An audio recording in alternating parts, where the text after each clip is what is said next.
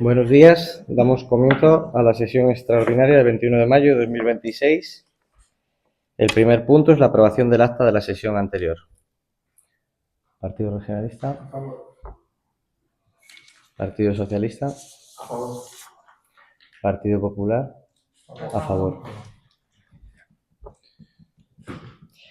El segundo punto es el expediente 747 de 2025, aprobación si procede de la liquidación y pliegos del contrato de obras denominado acondicionamiento de la travesía de la Cueva. Bueno, habéis tenido acceso al informe propuesta. Y la propuesta de acuerdo es, primero, aprobar el expediente de contratación mediante procedimiento abierto simplificado para las obras de acondicionamiento de la travesía de la Cueva, convocando su licitación. Segundo, aprobar los pliegos de cláusulas administrativas particulares y de prescripciones técnicas que regirán el contrato. Tercero, aprobar el gasto correspondiente por importe de 724.647,35 euros. Cuarto, dar cuenta del presente acuerdo a intervención y a tesorería a los efectos de practicar las anotaciones contables que procedan. Quinto, publicar el anuncio de licitación en el perfil de contratante con el contenido contemplado en el anexo 3 de la Ley 9/2017 de 8 de noviembre de contratos del sector público. Sexto, publicar en el perfil del contratante toda la documentación integrante del expediente de contratación, en particular el pliego de cláusulas administrativas particulares y el de prescripciones técnicas. La documentación necesaria para la presentación de las ofertas tiene que estar disponible el mismo día de publicación del anuncio de licitación. Séptimo, designar a los miembros de la mesa de contratación y publicar su composición en el perfil del contratante. Y los miembros serían Marcos García Carrera, el alcalde, que actuará como presidente de la mesa, Raquel Sellers Morillo, vocal, José Antonio Díaz Magdaleno, vocal, doña Zaida Riancho Rasillo, vocal, y doña Sonia Gutiérrez Alonso. Partido Regionalista. Partido Socialista. Bueno, pues antes de emitir el voto me gustaría comentar. Lo primero que quiero transmitir es una queja formal sobre el poco tiempo que ha dispuesto este partido para poder analizar tan importante obra para el municipio. Lo segundo es que no se haya celebrado ninguna reunión o ninguna comisión previa a la presentación de esta licitación y de estos pliegos ante el Pleno. No nos parece de recibo no poder hacer ningún tipo de sugerencia al proyecto presentado por el arquitecto municipal. Que se presente hoy el proyecto visado por el Colegio de Arquitectos, la idea de la poca voluntad política de diálogo de este equipo de gobierno. Aún así, y aunque hemos contado con poco tiempo para poderlo estudiar, sí que queremos hacer algunas matizaciones al respecto del proyecto, porque siempre 4 ojos ven más que 2.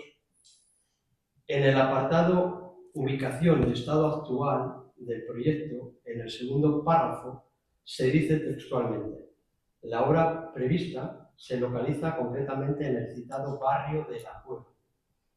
Yo, de verdad, para mí, que nací y crecí allí, me produce un profundo malestar que llamen a mi pueblo barrio. La Cueva es uno de los 4 pueblos del municipio de Castañeda. No es un barrio. Acto seguido dice: en el tramo urbano que transcurre desde el enlace de la antigua Nacional al oeste hacia Pomaluelo. Allí no hay ningún enlace. En su día sí que hubo durante 15 años una salida y una entrada a la vía rápida de 70, que fue variante provisional de la Nacional 664, pero enlace no hay ninguno.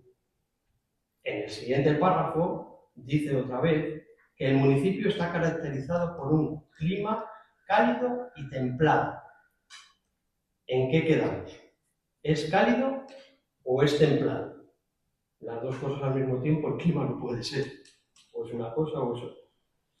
Antes de terminar el párrafo, vuelve a decir: incluso en el mes más seco hay mucha lluvia. Este clima es considerado CFB. Esta categorización del clima, basada en la clasificación de Copenhagen, quiere decir que C significa templado, F, estación seca, y B, verano fresco. Pero de ahí a decir que en el mes más seco hay mucha lluvia, eso es una inferencia cuanto menos un poco atrevida. Estos tres son ejemplos pequeños de que son fácilmente subsanables de haberse pasado un borrador antes de proceder a avisarlo y haberlo hablado y haberlo dialogado y haberlo podido estudiar con tranquilidad.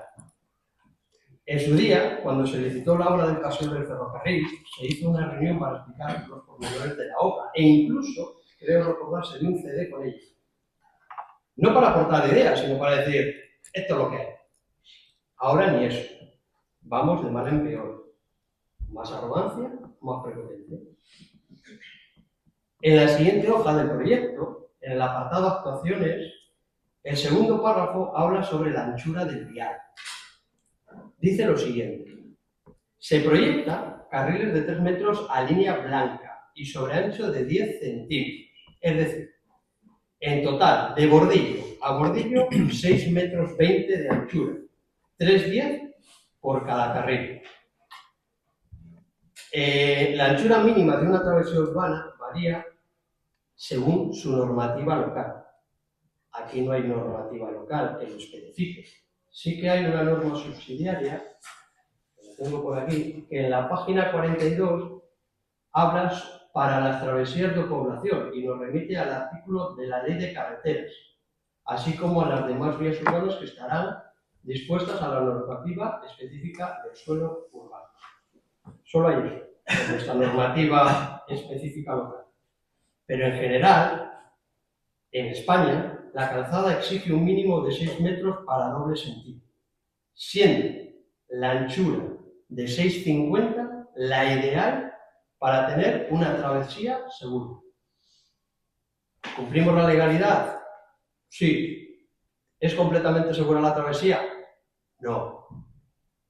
Prueba de ello es la experiencia que nos da lo que sucede en la de Pomaluengo, cuando un autobús y un camión o 2 autobuses se cruzan y se las ven y se las desean para poder pasar, porque realmente no es funcional.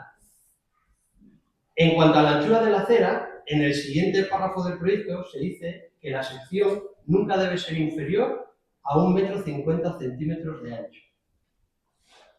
Mire, según la orden TMA 851/2021, de 23 de julio, actualmente en vigor, por la que se desarrolla el documento técnico de condiciones básicas de accesibilidad y no discriminación para el acceso y la utilización de los espacios públicos urbanizados, publicado en el BOE el 6 de agosto de 2021,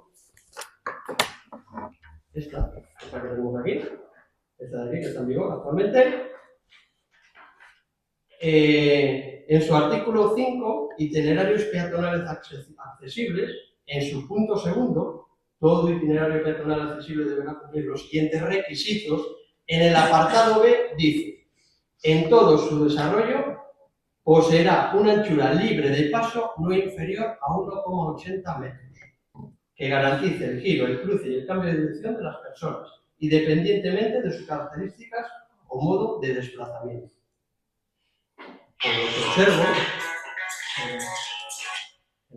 Por lo que observo, estamos incumpliendo flagrantemente una orden ministerial. Por favor, secretario, que conste nada. La anchura mínima de la acera ha de ser 1,80 y no 1,50, o por lo menos eso dice la legislación al respecto.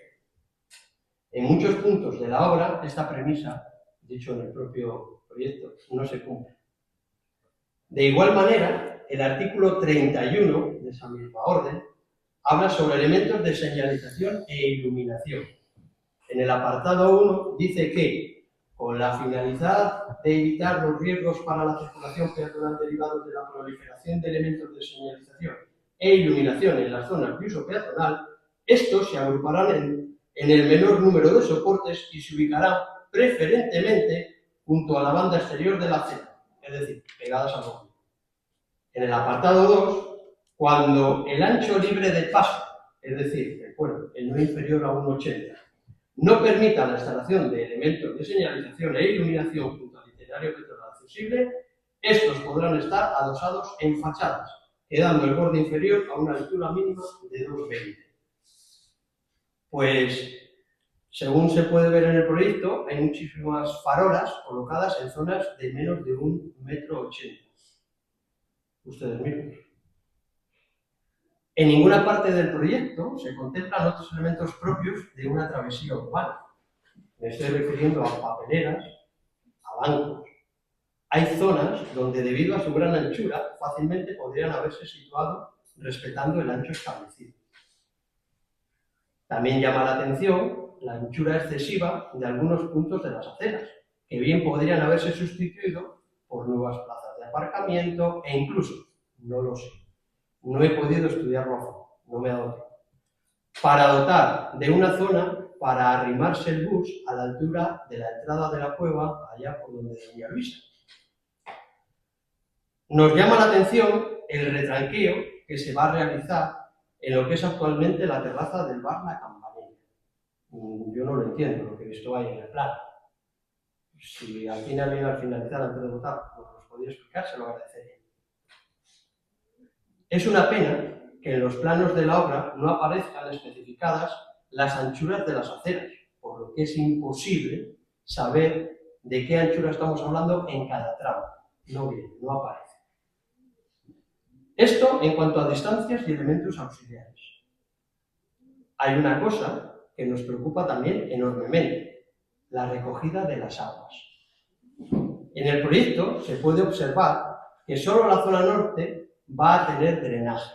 La zona sur prácticamente carece de ello. En una revisión ocular en la zona de la travesía se puede observar a simple vista que la zona alta de la misma corresponde con el eje de la calzada, por lo que las aguas irán a partir de ella hacia ambos lados. Si solo se recoge a un lado y en el otro nos tememos que la propia acera haga de obstáculo para la evacuación adecuada de las aguas, estas van a ser imposibles de recogerse. Así se desprende de visualizar el plano 4.1, 4.2 y 4.5 del proyecto. En la travesía de Pomaluengo y en la de la Penilla, del municipio de al lado, la recogida de las aguas se efectúa a ambos lados de la calzada. En este no. ¿Por qué? No queremos que pase lo que actualmente está ocurriendo a la altura de la urbanización del Señorío de Castañeda, donde cuando cae una tromba de agua se inunda y es un auténtico peligro para los coches por su efecto aquaplaning que hace. Algo parecido pasa a la altura de la rotonda al final de Pomaluengo, donde se le colocó una alcantarilla en la zona alta de la calzada, por lo que el agua se acumula en la parte baja y no drena. Ojo, de verdad, con los niveles al hacer las alcantarillas. Siempre los sifones en las zonas más bajas. Hagan bien las caídas. Y para terminar con este apartado, proponemos que el paso peatonal que hay a la altura del antiguo mesón Pisueño sea un paso elevado para reducir la velocidad. Todo esto se podría haber hablado en una reunión, en una comisión, y haber llegado a acuerdos, o hay cosas que igual alguno no lo ha visto, otro tiene otra aportación, otro sí que lo ve. Simplemente hablar las cosas, diálogo, diálogo y diálogo, y no imponer, imponer e imponer. Por lo demás, la obra nos parece adecuada, por lo que el PSOE de Castañeda votaría a favor de haberse contado con todos los grupos políticos a la hora de hacer aportaciones a la misma y de corregirse estas deficiencias. Esto por un lado, en referente al proyecto. En referente al pliego de cláusulas administrativas, que también lo hay. Vemos que los criterios de adjudicación son definidos como, leo textualmente, una pluralidad de criterios de adjudicación en base a la mejor relación calidad-precio. Hasta aquí estamos totalmente de acuerdo con ellos. Ahora bien, la letra pequeña es la que no nos convence. Y le voy a explicar la letra pequeña. Sobre 100 puntos que se le puede dar al adjudicatario, 90 son para el más económico. 6 para el que prorrogue, amplíe el plazo de garantía, que como mínimo tiene que tener 1, si le amplía 2 más, es decir, hasta 3, máxima puntuación, 6 puntos. y 4 de esos 100 puntos para el que haga la obra más rápidamente, a razón de un punto más, por cada 15 días que acorte el plan. En resumen, lo que se va a adjudicar se lo va a adjudicar al más barato, al más rápido y al que más garantía tenga. Estos suelen ser malos presagios para que una obra esté realizada correctamente. Reducir costes no suele ser bueno. Ejemplos de ellos tenemos en abundancia en nuestra Cantabria. Y no hay que irse muy atrás en el tiempo. La calidad no suele estar en consonancia con lo económico. Lo bueno normalmente hay que pagar. Por eso, lo de calidad-precio no nos convence, tal y como está planteado en la práctica. Las prisas en las obras tampoco suelen ser muy buenas, justamente todo lo contrario. Y otro detalle, entre agosto de 2021 y todo el año 2022, ustedes, los populares de Castañeda, adjudicaron 7 obras a Cannor. De ellas, en 5 se incrementó un 10% el presupuesto de la obra de adjudicación cuando se finalizó. En otras se incrementó un 3%. Y la otra no he podido comprobar todos los datos. No me ha dado tiempo para ello. Pero mire, el abastecimiento como loco alto, adjudicado por 128.000 euros. Realmente se gastó 141.000 euros. 10% más. Parques infantiles, adjudicado por 272.000 euros. Realmente se gastaron casi 300.000 euros, el 10% más. La biblioteca, adjudicada por 93.000 euros. Realmente se pagó 102.000 euros. El paseo del ferrocarril, adjudicada por 304.000 euros. Realmente se pagaron 335.000 euros, el 10% más. El salón de actos, esa también tuvo tela, adjudicada en 733.000 euros. Realmente hemos pagado 806.000 euros, el 10% más. Y el consultorio médico, la obra del consultorio médico que hubo de todo, adjudicada por 144.000 euros y realmente se pagaron casi 149.000 euros. Ese es el 3% más que le decía. Y la última, no se la digo porque no la he podido contrastar. Porque no tengo que contrastar, se lo diré, pero me imagino que vaya por el mismo. ¿Qué quiero decir con esto? Pues que el precio máximo se puede incrementar en una obra un 10%. Y vaya tú por Dios, que de 6 que se concedieron a la empresa Cannor, en 5, el incremento fue el máximo posible antes de tener que hacer una modificación. Son casualidades de la vida, muchas casualidades, puede ser. ¿Sabes cuál vuelve a ser el criterio que han establecido ahora para hacer esta obra, para proceder esta obra de licitación? El mismo, el económico. Se le damos al más barato y luego el más barato tiene que incrementar la obra. Con esto lo que quiero decir es que no vaya a ser adjudicada otra vez a una empresa que luego vuelva a incrementar el precio en un 10% correspondiente. Una vez nos puede pasar, pero todas ya no pueden. Crucemos los dedos para que no nos vuelva a pasar. Y por último, dato para los oyentes. Cannor es la empresa que en año y medio, en este intervalo que le he dicho antes, ha facturado al Ayuntamiento de Castañeda unos 2 millones de euros en contratos. Y ahora, con usted, sigue facturando. Hay otras 2 obras y veremos a ver en qué termina esta. Una que ya terminó y otra que estamos en proceso. A veces las cosas no suceden por casualidad. Nuestro voto no puede ser a favor, aunque desearíamos hacerlo, el votarlo a favor, pero las cosas hay que hablarlas y no venir aquí a imponer nada y a decir esto es lo que hay, como he dicho antes. El PSOE de Castañeda vota en contra. Perfecto. El Partido Popular, a favor. Y el PRC a favor, ¿verdad? PRC han dicho a favor, sí. Vale, y el tercer punto es el expediente 346 de 2026, aprobación inicial si procede del expediente modificación de créditos número 5 de 2026 del presupuesto en vigor en la modalidad de suplementos de crédito financiados con cargo al remanente de tesorería para gastos generales.